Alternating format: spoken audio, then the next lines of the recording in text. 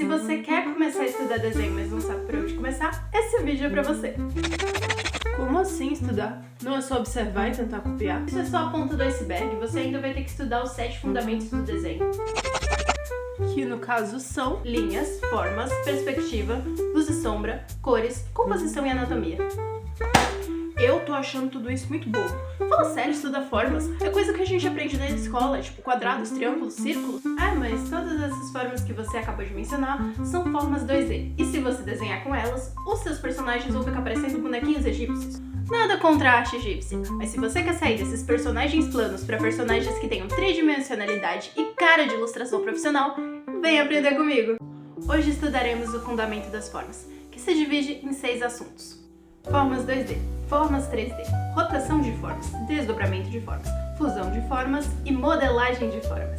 Ao bem da sua saúde mental, eu irei trabalhar esses 6 assuntos em 3 vídeos, separando para cada vídeo 2 assuntos. Hoje veremos as formas 2D e as formas 3D. E sem mais enrolação, bora pro papel! Para desenhar qualquer objeto existente no espaço, é preciso primeiro encontrar sua forma tridimensional. Essas formas tridimensionais são os cubos, os cilindros, os prismas, as pirâmides, as esferas e os troncos, que trabalharemos mais adiante. Quando imaginamos objetos de estudo complexo, como por exemplo o corpo humano, é difícil enxergar essas formas tridimensionais, mas elas estão ali, cortadas, moldadas e fundidas. Para criar essas formas 3D no papel, você só vai precisar de 2 coisas.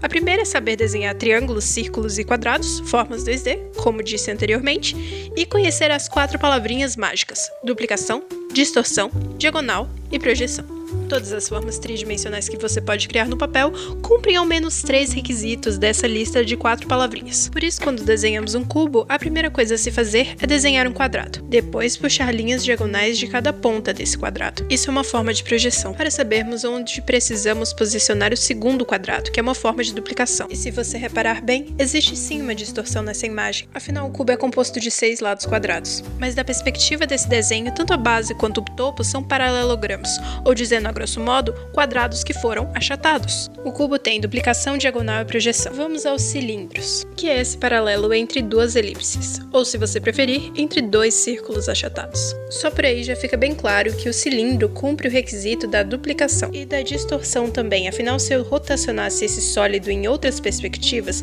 eu provavelmente veria um círculo, ou um retângulo dependendo da posição. Por fim, o cilindro cumpre o requisito da projeção, já que essas 2 bases são ligadas por linhas paralelas.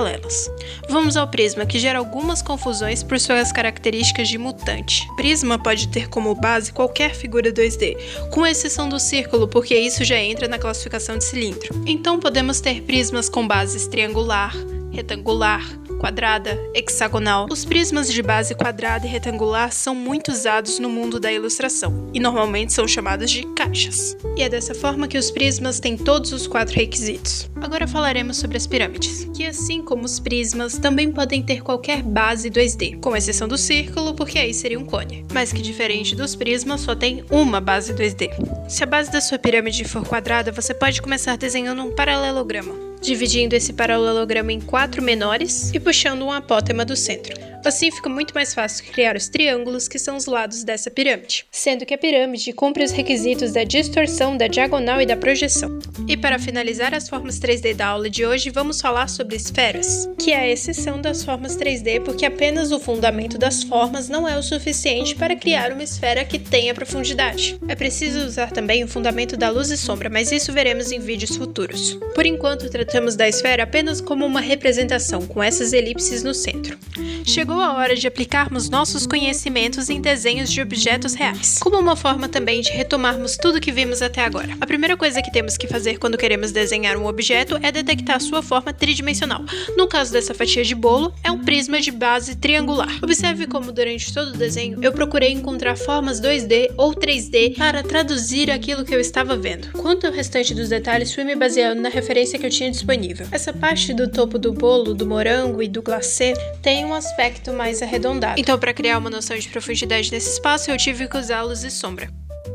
Já a forma tridimensional do relógio é basicamente um cilindro super achatado e deitado. Já essa parte de cima das orelhinhas do relógio é como se fosse uma esfera que foi achatada, cortada ao meio e posicionada metade de cada lado. Se você está achando essa leitura de imagem muito complexa, fica tranquilo que a gente vai resolver isso nas próximas aulas com a modelagem, a fusão, o desdobramento e a rotação de formas. Mas por enquanto, foca em tentar encontrar só a forma tridimensional principal da figura. Por exemplo, esse relógio ainda seria um relógio se ele não tivesse as orelhinhas. Então, cilindro é a forma principal dele.